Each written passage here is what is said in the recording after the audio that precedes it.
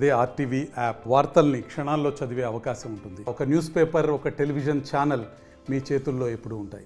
State bank of India ఆధ్వర్యంలో ఈరోజు mobile ATM సేవలను ప్రారంభించడం జరిగింది. దీన్ని మా సర్కిల్ సీజీఎం శ్రీ రాజేష్ కుమార్ గారు విర్చువల్ పద్ధతిలో ప్రారంభించారు.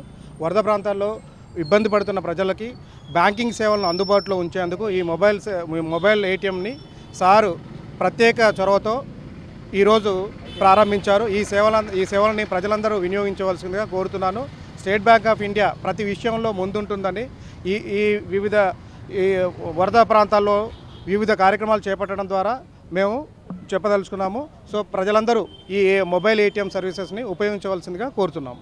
స్టేట్ బ్యాంక్ ఆఫ్ ఇండియా ఆధ్వర్యంలో ఈరోజు మొబైల్ ఏటీఎం సేవలను ప్రారంభించడం జరిగింది. దీన్ని మా సర్కిల్ సీజీఎం శ్రీ రాజేష్ కుమార్ గారు విర్చువల్ పద్ధతిలో ప్రారంభించారు.